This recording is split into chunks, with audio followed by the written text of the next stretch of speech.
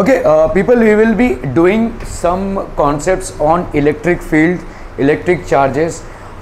थोड़ा बहुत state board वालों ने इसको पढ़ा है 11th में. तुम लोगों ने कूलम्स लॉ पढ़ा था?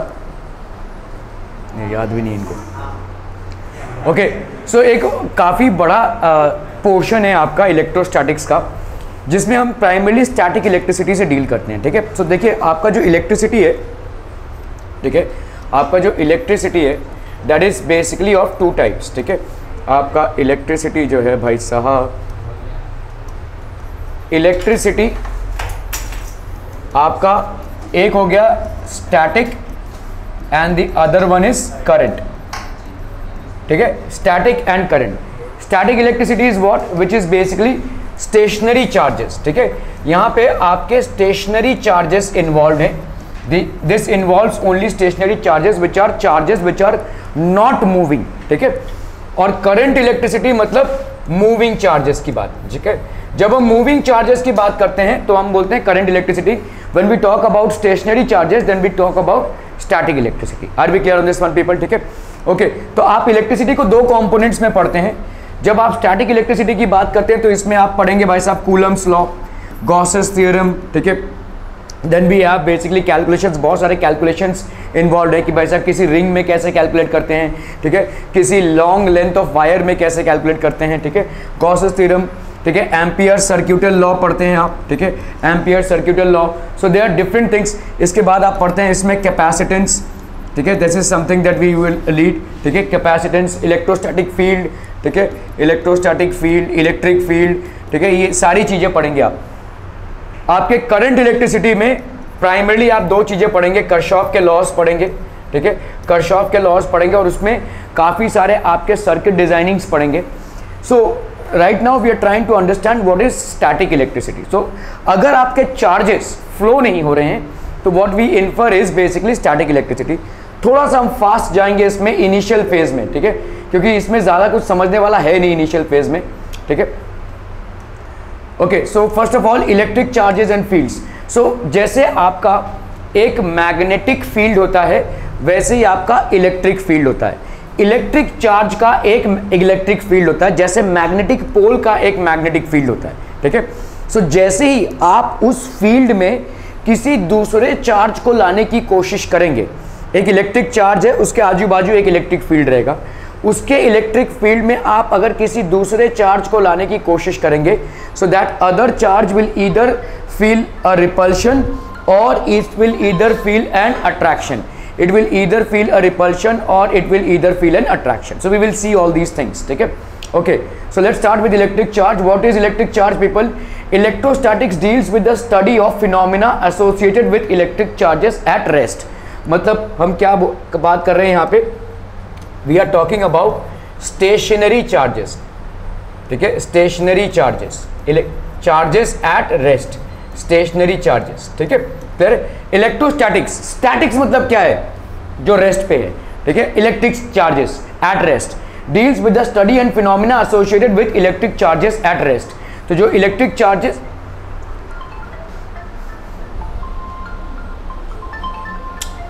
यार one second. Okay, so these charges are in motion in conductors and hence they will not be staying at one place. इसीलिए स्टैटिक चार्जेस हम कंडक्टर्स में जनरेट ही नहीं कर सकते भाई साहब. ठीक है, they will always be generated in insulators. Okay, study of these charges is called dynamic और करंट इलेक्ट्रिसिटी. इसीलिए अगर आपने भाई साहब कंडक्टर ला दिया तो आप स्टैटिक इलेक्ट्रिसिटी भूल जाइए. अभी आप क्या पढ़ेंगे? Current electricity the moment you bring in conductors. ठीक है, जैसे मैंने आपको बताया कि अगर आपको स्टैटिक इलेक्ट्रिसिटी के इंपैक्ट को डिफ्यूज करना है you bring in a conductor. ठीक है भाई साहब, आसमान से स्टैटिक इलेक्ट्रिसिटी गिर रहा है जिसका बहुत भयानक रिजल्ट हो सकता है. It can basically crack a building, it can burn a tree, it can kill a human being, it can kill anybody that comes in between. ठीक है, वही चीज़ जब आप एक सिंपल सा कंडक्टर लगाते हैं वो पूरा पूरा नेगेट हो जाता है, कुछ नहीं होता उसका, उस पर गिरेगा और सीधा चला जाएगा अर्थ में. ठीक है, so conductors are the only ones which can diffuse static electricity. Conductors ही एक ऐसे इकलौते चीज हैं जो स्टैटिक इलेक्ट्रिसिटी को डिफ्यूज कर सकते हैं. और जैसे ही आपने कंडक्टर लाया स्टैटिक इलेक्ट्रिसिटी की कहानी खत्म. There will be no static electricity. Charges static रह ही नहीं सकते, कंडक्टर्स के अंदर चार्जेस स्टैटिक रह ही नहीं सकते। The moment you are bringing in conductors, remember that static electricity will also get diffused, ठीक है। So these charges are in motion, तो इसको हम क्या बोलेंगे भाई साहब, डायनेमिक और current electricity within a conductor, ठीक है। Okay okay okay, so the difference between electrostatics and current electricity is what? When charges are stationary or at rest, that is called electrostatics, and when charges are in constant motion, that is called current electricity. यहाँ पे charges को पूरा पूरा ground मिल रहा है अच्छे से motion करने का, which is basically provided by the conduction band of conductors, ठीक है। So these charges are in motion. Okay okay okay. Concept of charge. Now what is charge? Charge होता क्या है? It is the physical property of matter that causes it to experience a force when close to other electrically charge matter. भाई साहब होता क्या है, देखो जैसे समझो अगर आपका यहाँ पे इसका डेफिनेशन का मतलब क्या है, समझ लो ये प्लस क्यू चार्ज है, ठीक है, प्लस क्यू चार्ज है और ये आपका माइनस क्यू चार्ज है। अभी इसका एक फील्ड होगा, लेट्स से ये एक फील्ड है, ठीक है।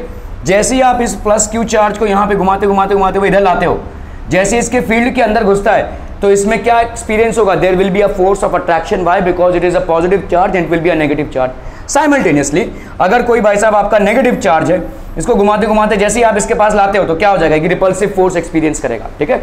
So it is a physical property of matter that causes it to experience a force. This force can either be repulsive और बच्चा पार्टी क्या, attractive. This force can either be repulsive और attractive when close to other electrically charged matter। ये दूसरा electrically charge matter है, जब आप इस चार्ज को इसके पास लाएंगे तो either it will experience a repulsive force or it will experience an attractive force, but it will definitely experience a force, ठीक है। तो चार्ज मतलब क्या हो जाएगा भाई साहब, ओह चार्ज, ठीक है, समझ लो ये भाई साहब आपका पॉजिटिव चार्ज हो गया, ठीक है, ये आपका नेगेटिव चार्ज हो गया, force of attraction, positive charge भाई साहब force of repulsion. So this force is due to the property called charge. अगर चार्ज रहेगा तो ये होगा ही होगा, ठीक है। So there is a force of attraction between opposite charges and there is a force of repulsion between unlike charges. तो unlike charges attract each other and like charges repel each other, ठीक है। Charges are classified as positive and negative. Proton is said to have a positive charge, ये भाई साहब आपका positive charge हो गया। Electron is said to have a negative charge. Electron, a magnitude of a positive or a negative charge is given by 1.6 into 10 raised to minus 19 coulomb. पहले भी पढ़ चुके हैं आप, एक नेगेटिव चार्ज का होगा -1.6 into 10 raised to minus 19 coulomb, एक पॉजिटिव चार्ज का होगा 1.6 into 10 raised to minus 19 coulomb. Sound great, okay. चलिए भाई साहब, properties of electric charges. Charges like mass is a fundamental and intrinsic property of matter. हर एक मैटर का भाई साहब ये प्रॉपर्टी होगा, इंट्रिंसिक प्रॉपर्टी है, अंदरूनी प्रॉपर्टी है ये, ठीक है। हर एक मैटर में चार्ज रहेगा, जैसे हर एक एटम में आपका प्रोटॉन्स और इलेक्ट्रॉन्स रहता ही रहता है, लेकिन वो एटम न्यूट्रल है क्योंकि number of protons is equal to number of electrons. The moment you cause a disbalance, आपने एक इलेक्ट्रॉन निकाल दिया तो पॉजिटिव चार्ज क्रिएट हो जाएगा, आपने एक इलेक्ट्रॉन ठूस दिया तो नेगेटिव चार्ज क्रिएट हो जाएगा। तो जैसे ही आप डिसबैलेंस क्रिएट करते हैं आप चार्ज क्रिएट कर रहे हैं। सो चार्ज एक फंडामेंटल एंड इंट्रिंसिक अंदरूनी प्रॉपर्टी है हर एटम की। डाल्टन ने बोला था भाई साहब एटम इज न्यूट्रल, लेकिन वो ये नहीं बता पाए कि क्यों न्यूट्रल है, उनके हिसाब से कोई चार्ज एग्जिस्ट करता ही नहीं है। फिर थॉमसन भाई साहब ने बोला कि एक प्लम पुडिंग मॉडल दिया, फिर उन्होंने बोला कि भाई साहब ऐसे इलेक्ट्रॉन्स जो है वाटरमेलन सीड्स की तरह वाटरमेलन में डिफ्यूज्ड है, ठीक है। देन वी हैड रदरफोर्ड का एक्सपेरिमेंट, बोर का experiment and so on and so forth. Till now we are clear that atom is electrically neutral, but it doesn't mean that it doesn't have charges. It does have charges, but the number of positive and negative charges are equally balanced. The moment you create a disbalance by either withdrawing negative charges or infusing negative charges, there will be a positive or a negative charge that will be created, ठीक है। So charge carried by a proton is positive and that carried by an electron is negative। दोनों का magnitude भाई साहब same है, 1.6 into 10 raised to minus 19 coulombs। This is basically a charge of a proton or the charge of a electron, ठीक है। Unlike charges attract each other and like charges repel each other, एकदम 8th standard वाली कहानी है भाई साहब, ठीक है, okay. The force between charge varies as the inverse of their separation। देखो भाई साहब जितने भी आपके फोर्सेस हैं,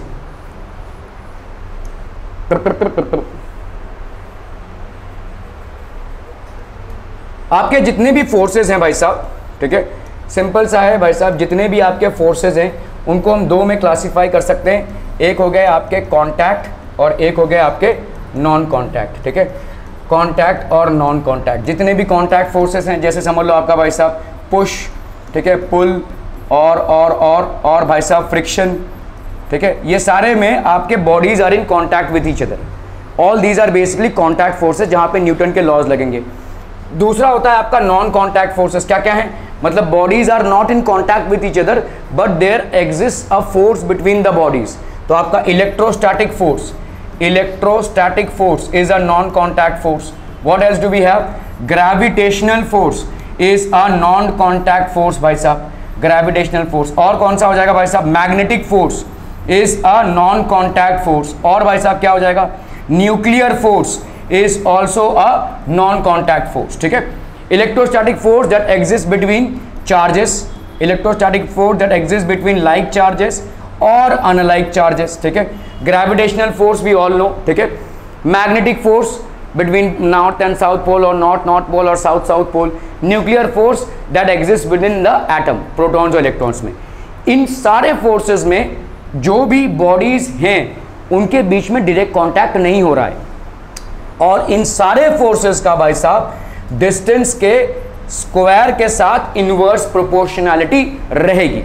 आपने भाई साहब ग्रेविटेशन पढ़ा, क्या पढ़ा, gravitational force between two bodies is equal to G m1 m2 by r का square, where g is the universal gravitational constant, m1 and m2 are basically masses, और f और r स्क्वायर में क्या है, inverse square proportionality, ठीक है।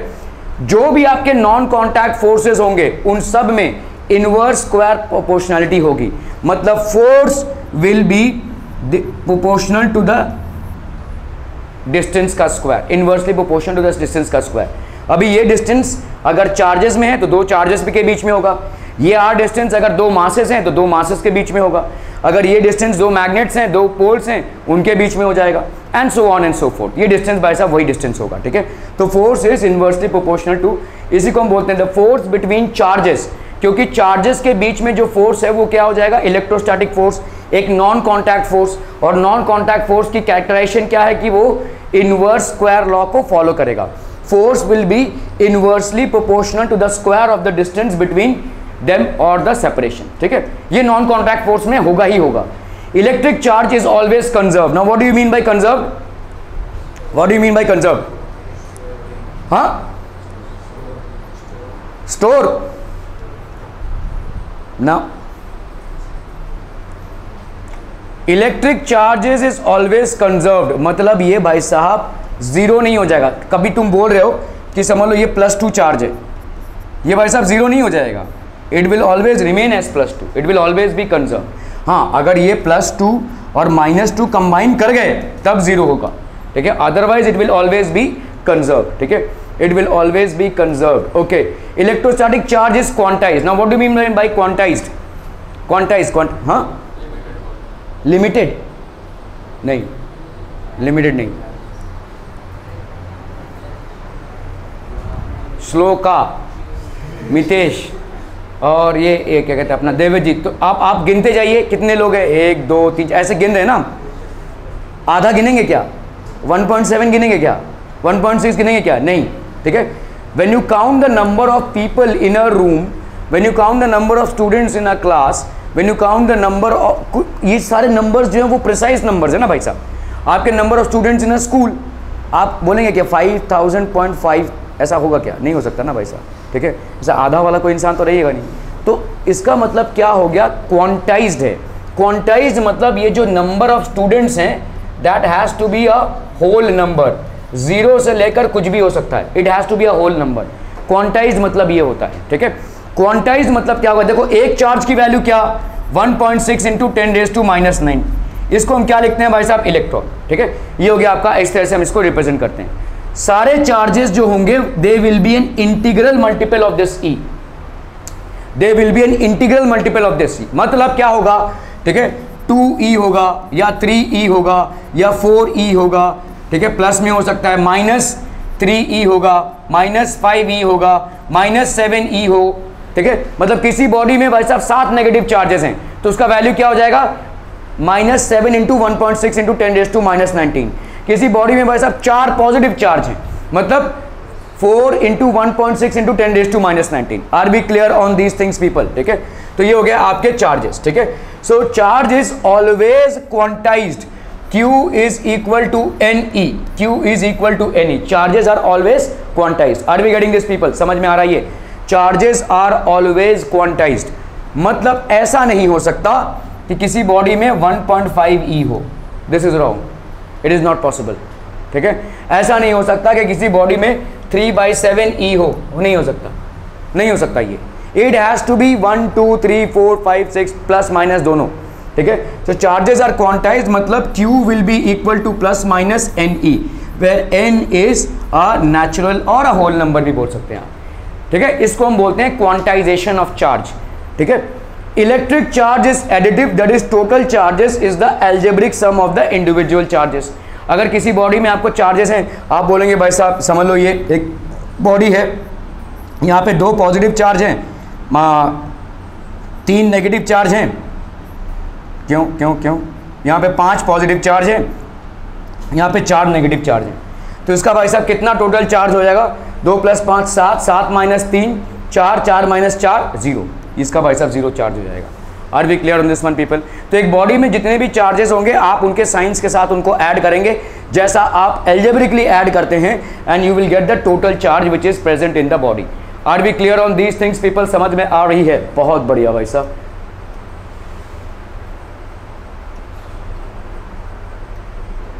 Electric charge is additive, that is the total charge is the algebraic sum of the individual charges. ठीक है, okay, so electric charge is invariant as it does not depend upon the motion of the charge body और the observer. ठीक है, mathematically charges at rest is equal to charge in motion. ठीक है, मतलब invariant as it doesn't depend upon the motion of the charge body और the observer. ठीक है, आपका चार्ज जो है उसके मोशन से कोई इफेक्ट नहीं आएगा। ठीक है, इलेक्ट्रिक चार्ज इज इनवेरिएंट, ना उसका चार्ज बढ़ेगा ना ही घटेगा। Why are we trying to infer this? क्योंकि अगर आप देखोगे मास का अगर मोशन होता है तो मास इज बिकमिंग लेसर। ठीक है, and what is the relationship?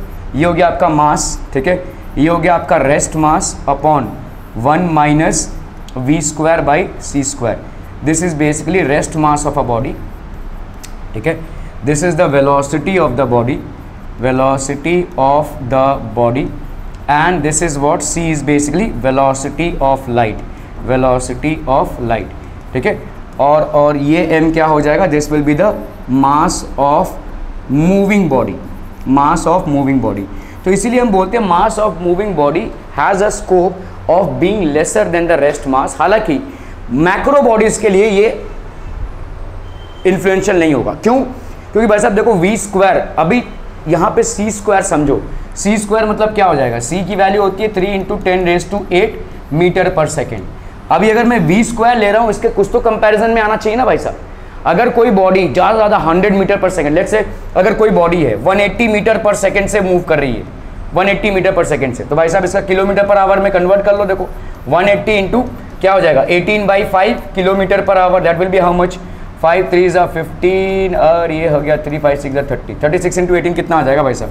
36 × 18, 6 8 = 48, 3 8 = 24, 28, ये हो गया 6 1 = 6, 3 1 = 3 भाई साहब, 8 + 8 6 14, जो भी है 3 + 3 6, अप्रॉक्सीमेटली भाई साहब 600 किलोमीटर्स पर आवर। कितना हाई स्पीड है देखो, ऑलमोस्ट टेक ऑफ एक प्लेन का है।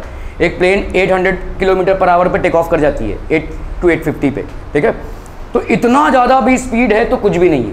क्यों? क्योंकि भाई साहब अगर आप देखोगे 180 मीटर पर सेकेंड, 180 मीटर पर सेकेंड का स्क्वायर करो भाई साहब, कितना आ जाएगा? 32400 मीटर पर सेकेंड, और इसका स्क्वायर करो भाई साहब, कितना आ जाएगा? 9 इंटू कितना आ गया भाई साहब? 10⁻16 मीटर पर सेकेंड। इसको अगर हम कर भी लेते हैं भाई साहब, चलिए 3 इंटू हम यहाँ पे 1 2 3 4, 3 × 10⁻4 अपॉन 9 × 10⁻16 भाई साहब क्या? 0.33 × 10⁻−12, 1 माइनस इतना, मतलब कितना छोटा होगा ये। तो इसीलिए हम इसको मैक्रो बॉडीज़ के लिए कंसिडर नहीं करते हैं। हाउएवर माइक्रो बॉडीज़ के लिए कंसिडर करेंगे, जहाँ पे जैसे इलेक्ट्रॉन का मूवमेंट हो रहा हो। इलेक्ट्रॉन का मूवमेंट वेलोसिटी ऑफ लाइट के बहुत क्लोज आ जाएगा, ठीक है, तब हम इसको इग्नोर नहीं कर सकते, ठीक है। तो देखो जैसे किसी मूविंग बॉडी का मास में उसके मोशन के वजह से इन्फ्लुएंस आ जाता है, वैसे किसी मूविंग चार्ज का चार्ज पे इन्फ्लुएंस नहीं आएगा। मुद्दे की बात यही है, ठीक है। अगर मूविंग बॉडी का मास की वजह से उसके मास पे इन्फ्लुएंस आएगा, हालांकि बहुत कम आएगा, नेग्लिजिबल है, ठीक है। This is basically moving mass of a body, this will B rest mass upon 1 minus v²/c²। मतलब आपका मास किसी भी मूविंग बॉडी का थोड़ा सा कम होगा, थोड़ा सा, बहुत ही थोड़ा सा, ठीक है। लेकिन किसी मूविंग चार्ज का चार्ज पे कोई असर नहीं होगा, ठीक है। किसी मूविंग चार्ज का कोई चार्ज पे कोई असर नहीं होगा। That is what is said, Q that is charge at rest will be Q in motion. जो चार्ज रेस्ट पे है वही वैल्यू Q इन मोशन में भी रहेगी, ठीक है। It doesn't get impacted. So electrical charge is invariant, mass is not invariant. When it moves, it decreases, but the decrease is so less. The decrease is so less that we basically हम उसको acknowledge ही नहीं करते हैं, ठीक है। Okay, as it does not depend upon the motion of the charged body or the observer. Mathematically, Q at rest is equal to Q in motion. Are we clear on these things, people? Okay. Charge distribution depends upon the shape of the conductor. ठीक है। अभी देखो भाई साहब, आपको जैसे मान लो कभी फ्रिज में ये कोनों में जहाँ पे बहुत मच्छर रहते हैं और जहाँ पे वो पोंछा नहीं लगाते हैं क्योंकि बहुत मच्छर हैं, ये कोनों में कभी आपको करंट लगा है क्या भाई साहब? फ्रिज के कोने में कभी आपको करंट लगा है? थोड़ा थोड़ा, ठीक है, यू विल फील इट, ठीक है, थोड़ा थोड़ा करंट लगने के आसार हैं। अगर आपकी फ्रिज में देखो होता क्या है, जितना आपका सरफेस एरिया कम हो जाएगा, चार्ज डेंसिटी उतनी ज़्यादा बढ़ जाएगी, ठीक है, चार्ज डेंसिटी उतनी ज़्यादा बढ़ जाएगी। जैसे मैंने बोला ना भाई साहब, आपके बिल्डिंग के ऊपर ये त्रिशूल रहता है और इससे कनेक्टेड होता है भाई साहब आपका अर्थिंग का वायर। त्रिशूल क्यों रहता है? क्योंकि यहाँ पे चार्ज डेंसिटी को बढ़ाने के लिए, ठीक है। ऊपर कोई क्लाउड है, उस क्लाउड में पॉजिटिव चार्ज है, बाय इंडक्शन इसमें नेगेटिव चार्ज आ जाएगा और यहाँ पे चार्ज डेंसिटी बहुत ज़्यादा बढ़ जाएगी क्योंकि उसका सरफेस एरिया बहुत कम है। Charge density is total charge upon surface area. Since the surface area is pointed, it will be very less. क्योंकि ये बहुत लेस होगा इसलिए इसका चार्ज डेंसिटी बहुत ज़्यादा हो जाएगा और क्या करेगा, इस चार्ज को ये अट्रैक्ट करेगा और ये अट्रैक्ट करके सीधा डाल देगा भाई साहब ज़मीन में, खत्म, कहानी खत्म, ठीक है। Okay, so charge distribution depends upon the shape of the conductor. Obviously shape of the conductor पे डिपेंड करेगा, जितना ज़्यादा बड़ा एरिया होगा चार्ज डिफ्यूजन उतना ही ज़्यादा हो जाएगा, ठीक है। So charge distribution will depend upon the shape of the conductor, ठीक है। समझ लो कोई आपका जैसे लेट्स से एक कंडक्टर है ऐसा, ये एक कंडक्टर है, ऐसा कंडक्टर है, ठीक है। आप भाई साहब इन पॉइंटेड एजेस में आपको शॉक लगेगी, ठीक है, इन पॉइंटेड एजेस में, क्योंकि यहाँ पे एरिया बहुत कम हो गया है तो चार्ज डेंसिटी आपकी बहुत ज़्यादा बढ़ जाएगी, ठीक है। इसीलिए on all electrical gadgets you should be avoiding, मतलब पॉइंटेड एजेस पे कभी टच मत करना, थोड़ा सा करंट लगेगा उसमें, ठीक है, क्योंकि वहाँ पे चार्ज डेंसिटी आपकी बढ़ जाती है, ठीक है, किसी भी इलेक्ट्रिकल गैजेट में। Okay, charge density is maximum at sharply curved surface then flat surface. जो भी पॉइंटेड एजेस हैं, शार्प सरफेसेस हैं, ठीक है, ऐसे पॉइंटेड एजेस रहेंगे अगर किसी इलेक्ट्रिकल गैजेट के, वहाँ पे शार्प एजेस हैं तो उन शार्प एजेस में आपके चार्ज डेंसिटी बढ़ने के वजह से आपको थोड़ा सा करंट लग सकता है। इस करंट में कोई मरेगा नहीं, ठीक है, आप उसको बाकायदा खेल सकते हो उसके साथ, ठीक है, ऐसा कुछ नहीं है। But what will happen is that there will be a certain amount of current which will be there, ठीक है, there certain amount of current. Charge density is maximum at sharply curved surfaces then flat surfaces, ठीक है।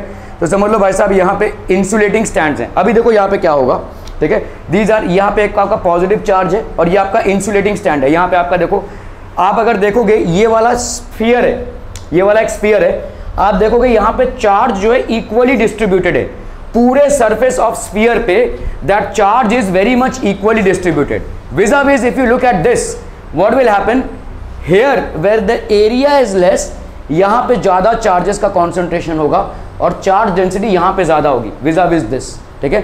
The charge density will be more at the sharp ends, ठीक है। दो ही insulating stands हैं, आप देखोगे कि इसमें ज़्यादा चार्ज रहेगा, ठीक है।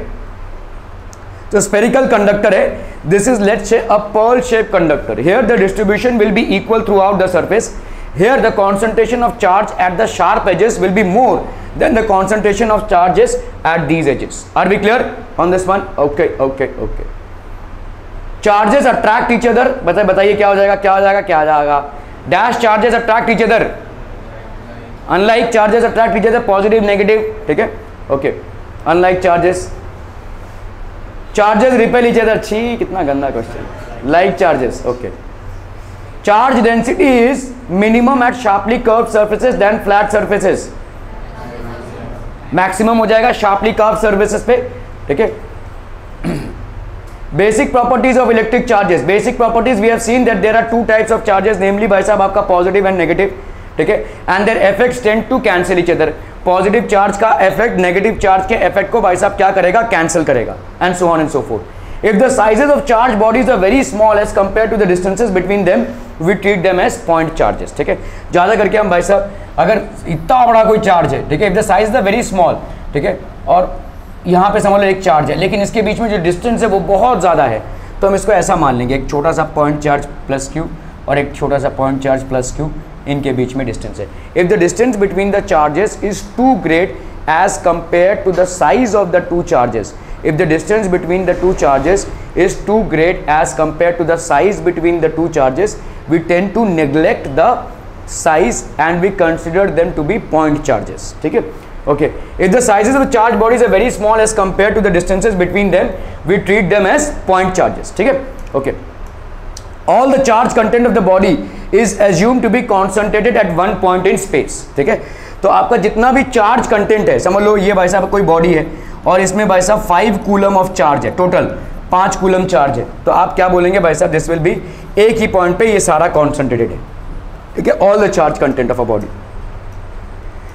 If a system contains 2 point charges, अगर एक सिस्टम है और इसमें भाई साहब Q1 और Q2 2 पॉइंट चार्जेस हैं, ठीक है, the total charge of the system is obtained simply by adding algebraically Q1 and Q2. इन दोनों को ऐड कर दोगे तो टोटल चार्ज मिल जाएगा भाई साहब सिस्टम का. ठीक है? Q1 and Q2, that is the charges end up like real numbers और they are scalars like the mass of a body. ठीक है? They basically get added up, तो आप ऐड कर लोगे. अगर आप भाई साहब एक और चार्ज है -Q3, तो आपका total charge of the system क्या हो जाएगा? Q1 + Q2 - Q3. If a system contains n charges, किसी सिस्टम में भाई साहब n चार्जेस है, Q1 Q2 Q3 Qn तक, then the total of the system is Q1 + Q2 + Q3. ऐसा करते करते भाई साहब Qn तक जाएंगे अपने अपने साइंस के साथ, whatever signs are applicable. Positive sign तो पॉजिटिव साइन, नेगेटिव साइन तो नेगेटिव साइन. ठीक है? Okay. Charge has magnitude but no direction similar to mass. ठीक है? इसका भाई साहब मैग्नीट्यूड होता है चार्ज का, बट कोई डायरेक्शन नहीं होता. It has got no direction. ठीक है? Similar to mass. However there is one difference between mass and charge. तो आपका देखो चार्ज में कोई डायरेक्शन नहीं होता है, ठीक है, but it is similar to mass. ठीक है? One difference between mass and charge is what? Mass of a body is always positive. ये भाई साहब पॉजिटिव ही रहेगा, कभी आपका नेगेटिव तो हो ही नहीं सकता. ठीक है? If there is quantity of matter contain in a body, that quantity of matter however small will be positive. कितना भी कोई इलेक्ट्रॉन, प्रोटॉन और न्यूट्रॉन से भी बना हो सिर्फ, तो भी उसमें भाई साहब पॉजिटिव मास ही रहेगा. ठीक है? चार्ज जो है तो आपका पॉजिटिव भी हो सकता है और नेगेटिव भी हो सकता है. Proper signs have to be used while adding the charges in a system. ठीक है? For example, the total charge of a system containing 5 charges +1 +2 +3 +4 and 5 in some arbitrary unit is 1 + 2 + 3, that is 5 in the same unit. कोई Coulomb's में अगर आप ले रहे हैं arbitrary unit, तो आपका इतना चार्ज हो जाएगा. ठीक है? क्वांटाइजेशन एक्सपेरिमेंटली, जैसे मैंने आपको बोला भाई साहब क्वांटाइजेशन मीन्स व्हाट, कि आपका जो चार्ज होगा that will be an integral multiple. ठीक है? Experimentally it is established that all free charges are integral multiples of a basic unit of charge denoted by E. Thus charge Q of a body is always given by Q is equal to n of E. Quantization, ये भाई साहब आपका integral multiple ही हो सकता है. It can not be 3/7 और 2.5 और 1.5. It has to be 1 2 3 4 0 anything, -1 -2 -3. ठीक है? ये भी हो सकता है. तो Q is equal to +-NE, where n is any integer which can be either positive or negative. Integer मतलब 0 1 2 3 4 की वैल्यूज ही ले सकता है भाई साहब. It can not take fractional और डेसिमल वैल्यूज. क्लियर है? Okay. This basic unit of charge is the charge that an electron और प्रोटॉन कैरीज. ठीक है? ये आपका भाई साहब एक इलेक्ट्रॉन का चार्ज कितना है? 1.6 इंटू 10⁻⁻19 कूलम। एक प्रोटॉन का चार्ज कितना है? Plus 1.6 into 10⁻⁻19 coulomb. ठीक है, by convention the charge of an electron is taken to be negative. ठीक है, हम हमेशा एक चार्ज ऑफ इलेक्ट्रॉन को क्या लेते हैं? Negative. Therefore charge on an electron is written as -e and that on a proton is written as +e। ठीक है, clear? The fact that electric charge is always an integral multiple of E is termed as quantization of charge। ठीक है, तो electric charge क्या हो जाएगा भाई साहब? n of E। The fact that it is an integral multiple of E is known as quantization of charge। ठीक है, there are large number of situations in physics where certain physical quantities are quantized। ठीक है, quantized जैसे the quantization of charge was first suggested by the experimental law of electrostatics discovered by Faraday. ठीक है, Faraday के बहुत सारे laws आप electrostatics में पढ़ते हैं। There quite a number of laws that we basically study for Faraday. ठीक है, it was experimentally demonstrated by Millikan in 1912। बहुत इंटरेस्टिंग एक्सपेरिमेंट है मिलिकन का, इसको ऑयल ड्रॉप एक्सपेरिमेंट बोलते हैं हम। तो एक्चुअली में क्या है भाई साहब, यहाँ पे आपने वो क्या कहते हैं मैकेनिक्स को देखा है, ऑयल पंप करते हैं, मतलब तो एक मशीन सा होता है, देखो ऐसे। ठीक है, इसमें ड्रॉप बाय ड्रॉप ऑयल गिरता है, ड्रॉप बाय ड्रॉप। ठीक है, तो यहाँ पे देखो ऐसे ड्रॉप बाय ड्रॉप ऑयल गिरवाया गया है। There was a hole in it, और यहाँ से भाई साहब इस होल से पास होगा, और यहाँ पे भाई साहब वोल्टेज दिया गया। ठीक है, वोल्टेज मतलब इन दोनों के बीच में, ये ऊपर वाले प्लेट और नीचे वाले प्लेट के बीच में वोल्टेज दिया गया। ये ऑयल के ड्रॉपलेट्स इसमें छिड़के गए और एक एक ड्रॉप करके ऑयल गिरने लगा। जैसे गिरता है भाई साहब ऑयल का एक वेट होगा, उस वेट की वजह से वो नीचे गिर रहा है इस डब्बे में। जैसे ही आपने यहाँ पे वोल्टेज डाल दिया, यहाँ पे आपने क्या कर दिया भाई साहब? वोल्टेज डाल दिया। ठीक है, तो एक प्लेट आपका क्या हो गया भाई साहब? Positively charge. दूसरा प्लेट क्या हो गया भाई साहब? आपका नेगेटिवली चार्ज। जैसे ही ये होल से नीचे जा रहा है, because it is passing through a positive plate, it acquires a positive charge, because of which the positive charge will pull it towards it. तो ऐसा आप वोल्टेज को एडजस्ट करते करते एक ऐसे जगह पहुंच जाते हो कि भाई साहब ये जो ऑयल ड्रॉप है ये बीच में लटका रहेगा, ये नीचे भी नहीं गिरेगा, ऊपर भी नहीं जाएगा। विच इज़ वॉट, मतलब इस पे जो इलेक्ट्रोस्टैटिक फोर्स ऑफ रिपल्शन लग रहा है या अट्रैक्शन हो रहा है, that will be equivalent to the gravitational force experienced by it. Gravitational force नीचे की तरफ, इलेक्ट्रोस्टैटिक फोर्स भाई साहब ऊपर की तरफ। जब ऐसा सिचुएशन क्रिएट हो जाता है तो वो ऑयल ड्रॉप बड़े मैजिकली एक जगह पे स्टेशनरी हो जाता है। ठीक है, it become stationary at one point. So this is Millikan's oil drop experiment.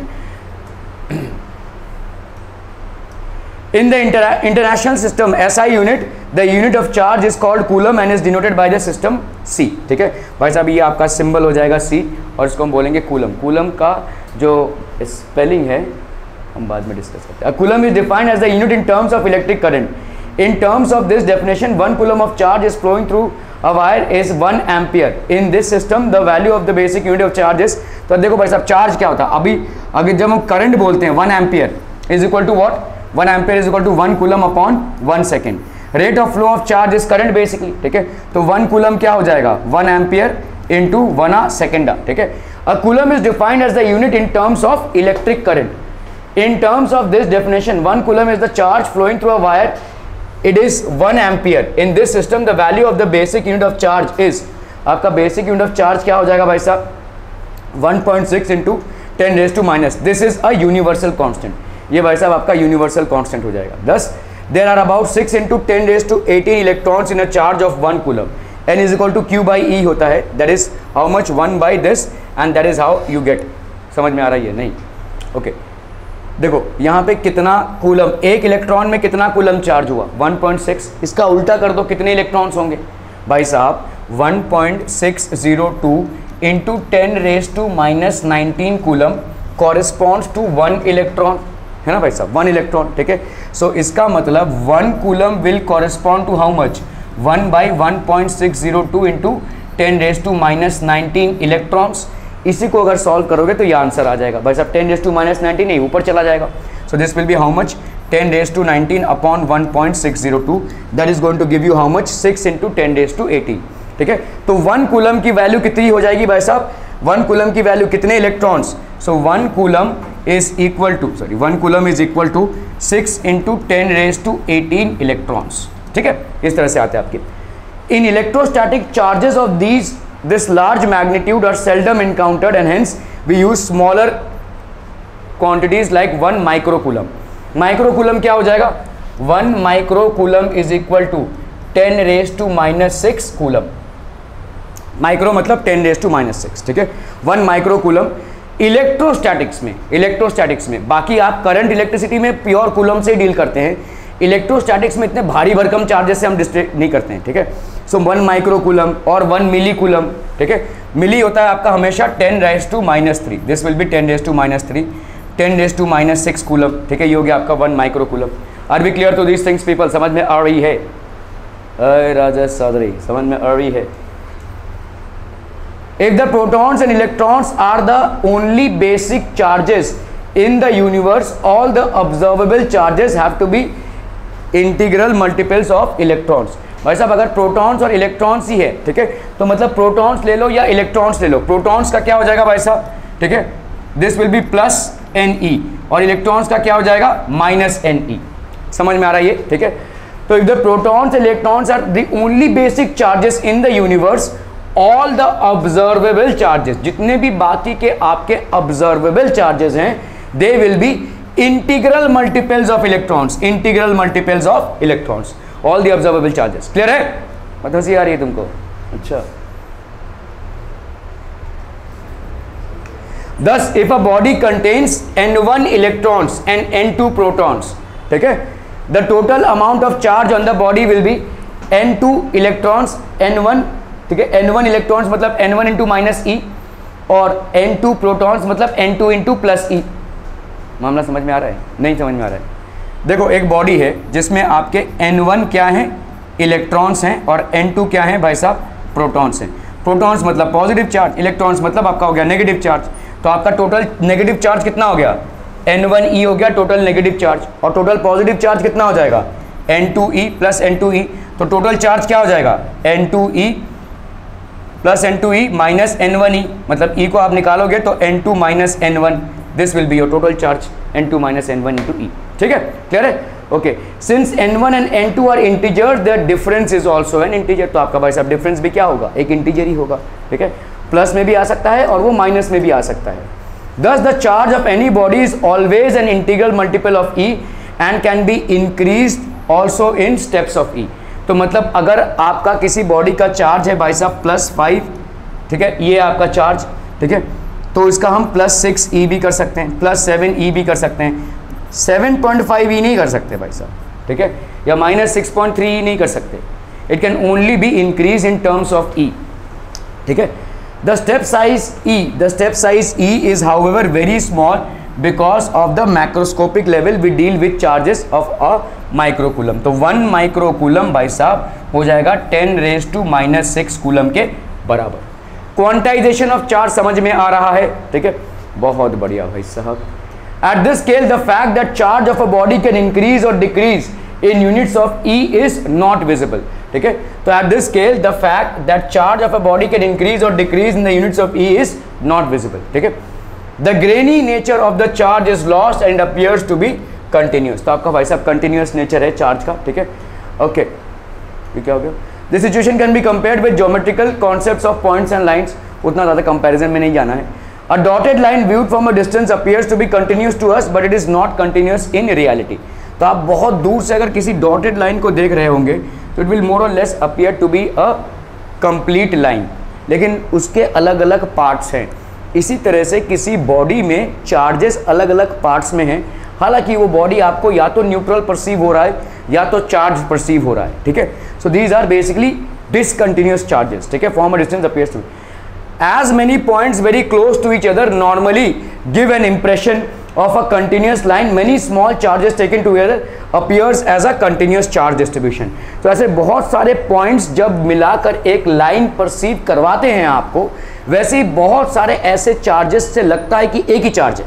ठीक है, हालांकि एक बॉडी में बहुत सारे छोटे छोटे चार्जेस हैं, but it appears to be a continuous and combination of one charge itself. ठीक है, are we clear on this one people? बहुत बढ़िया भाई साहब. एट द मैक्रोस्कोपिक लेवल मतलब आपके बहुत बड़े लेवल पे one deals with charges that are enormous compare to the magnitude of charge E.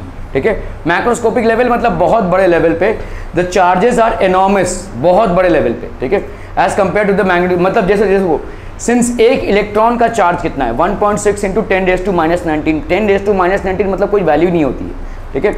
Charge of magnitude से 1 microcoulomb contain something like 10⁻13 times of electronic charge, है ना भाई साहब। 1 माइक्रोकूलम, देखो 1 कूलम कितना होता है भाई साहब, 1 coulomb is equal to 1.6 into 10, मतलब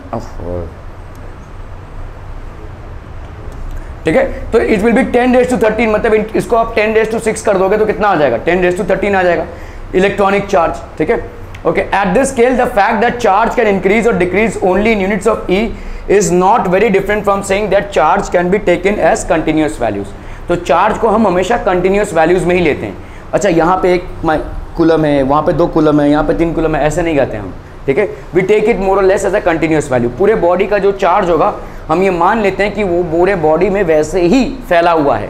हालांकि हो सकता है कहीं पे 5 है, कहीं पे 2 है, कहीं पे 3 है, लेकिन हम मान लेते हैं कि ये पूरे बॉडी में उतना ही मैग्नीट्यूड ऑफ चार्ज फैला हुआ है। दस एट मैक्रोस्कोपिक लेवल, मतलब पूरे बॉडी का अगर हम लेवल लें, the quantization of charge has no partial consequence and can be ignored. मतलब आपका किसी बॉडी में भाई साहब 7 E का चार्ज है, तो हो सकता है भाई साहब कहीं पे 1 E हो, कहीं पे भाई साहब 2 E हो, कहीं पे भाई साहब 3 E हो, लेकिन इस सब का मिलाकर 7 E है। दैट इज कॉल्ड क्वांटाइजेशन, ठीक है।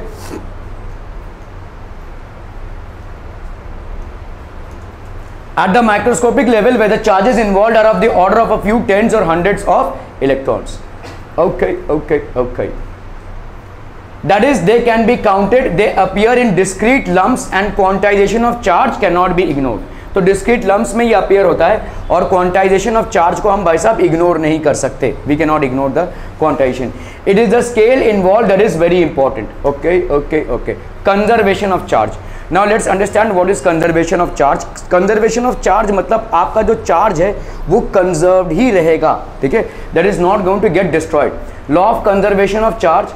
The law of conservation of electric charge states that for an isolated system the net electric charge always remains constant. आपने भाई साहब यहाँ पे कोई isolated system लिया है, इसमें समझ लो 3 units of positive charge है, let's say। अगर ये आइसोलेटेड है मतलब किसी और चार्ज बॉडी के कांटेक्ट में नहीं आ रहा है, अगर ये आइसोलेटेड है, इसकी कोई अर्थिंग भी नहीं है, आपने इसको अर्थ से कनेक्ट कर दिया तो ये आइसोलेटेड नहीं रहेगा भाई साहब। कैसे भी तरीके से ये अगर अर्थ से कनेक्टेड में आ गया तो ये आइसोलेटेड नहीं है। आइसोलेटेड मतलब completely different, completely out of touch with earth as well. किसी भी आइसोलेटेड सिस्टम में जितना चार्ज है उतना ही रहेगा, आज से 10 साल बाद भी उतना ही रहेगा, आज से 50 साल बाद भी उतना ही रहेगा। It is not going to destroy with time, it is not going to get destroyed with time. That is called basically conservation of charge. The law of conservation of electric charge states that for an isolated system the net electric charge always remains constant. However, if you happen to get in touch with any type of earthing या अर्थ से उसका connection हो गया तो उसका charge आएगा, लेकिन किसी भी बॉडी में जितना चार्ज आपने दिया है उतना रहेगा, ठीक है। तो ये आपका ए हो गया, लेट्स से ये हो गया आपका बी, ठीक है। Okay, after contact what will happen, ये भाई साहब इक्वली डिस्ट्रीब्यूट हो जाएगा। समझ लो इसके पास ज़्यादा चार्जेस है, 1 2 3 4 5 6 7, 1 2 3 4 5, 7 + 5 कितना हो गया भाई साहब 12। अभी दोनों में 6 बढ़ जाएंगे, ठीक है। 1 2 3 4 5 6 बढ़ गया। देखिए ये आइसोलेटेड सिस्टम नहीं है, because these two are getting in touch with each other. अगर ये आइसोलेटेड रहते तो इतना ही रहता था, ठीक है।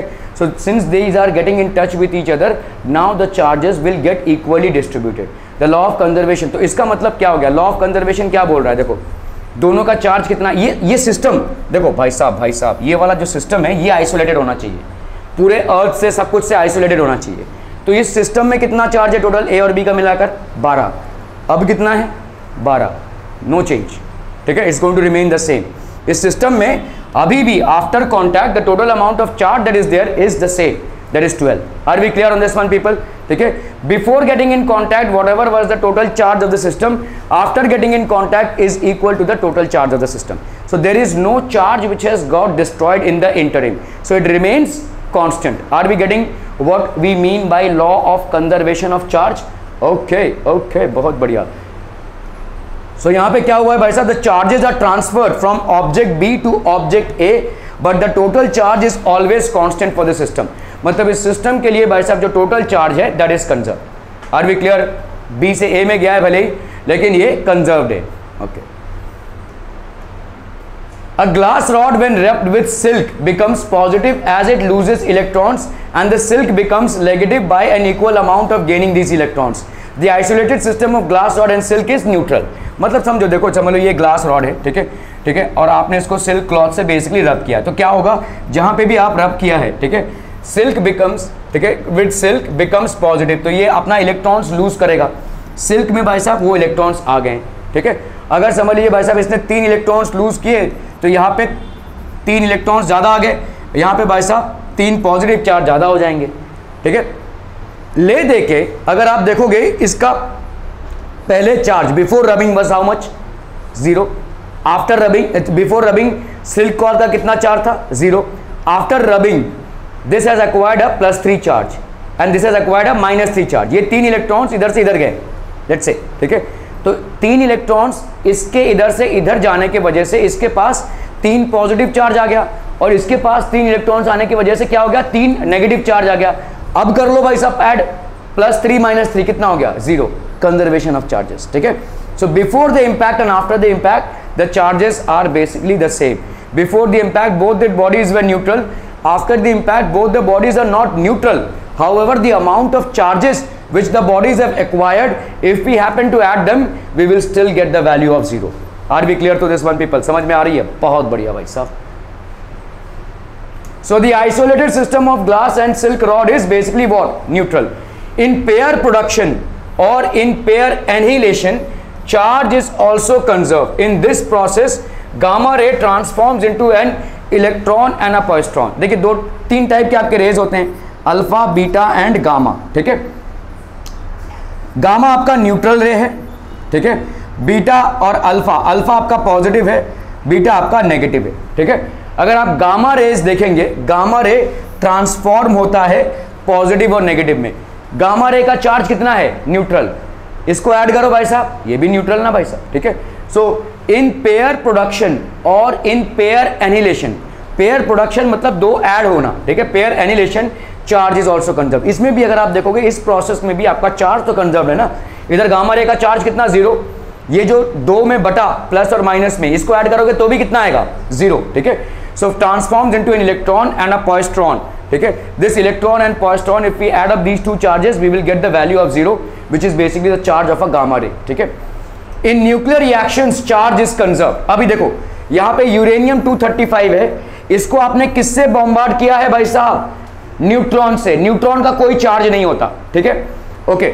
अभी आप बताओ मुझे को यहाँ पे 235 इसका क्या है, एटॉमिक मास है। 92 क्या है भाई साहब, इसका एटॉमिक नंबर है। इसको आपने न्यूट्रॉन से बॉम्बार्ड किया है, न्यूट्रॉन का कोई चार्ज नहीं होता। तो न्यूट्रॉन अगर 1 है तो इसका 235 बढ़ के क्या हो जाएगा, 236 हो जाएगा, लेकिन चार्ज में कोई बढ़ोतरी नहीं होगी। अभी देखो 2 चीजें बन गई आपके, ज़ीनॉन एंड स्ट्रोंटियम, ठीक है, +2 Ni। अभी आप ध्यान से देखो चार्ज आपका देखो कितना है यहाँ पे, 92 आपका चार्ज है, एक्चुअल चार्ज। 54 + 38 ऐड कीजिए कितना आएगा, 92, चार्ज रिमेन्स कंजर्व, ठीक है। ये तो आपका एटॉमिक मास है विच is basically protons and neutrons. यहाँ पे कितना है देखो, 140 + 94 कितना आ जाएगा, 140 + 94, ये हो गया 4, 9 + 4 13, 234 हो गया। यहाँ पे 235 + 1 236 था, 2 न्यूट्रॉन्स का चार्ज ऐड कर दो भाई साहब, यहाँ पे क्या हो जाएगा, 236। यही जो this is basically radio active reaction, यही होता है। आपके एक यूरेनियम एटम को हमने बॉम्बार्ड किया एक न्यूट्रॉन से, वो भाई साहब दूसरा न्यूट्रॉन रिलीज करेगा, यही दूसरे वाले को अटैक करेगा। मतलब आपका एक न्यूट्रॉन ही काफ़ी है, एक बॉम्बार्डमेंट काफ़ी है पूरे चेन रिएक्शन को जनरेट करने के लिए, क्योंकि एक से जनरेट हुआ 2 न्यूट्रॉन्स, यही 2 न्यूट्रॉन्स अगले वाले को अटैक करेंगे, फिर वो अगले वाले को अटैक करेंगे, और ऐसा ही न्यूट्रॉन्स जनरेट होता रहेगा। That is a radioactive chain reaction.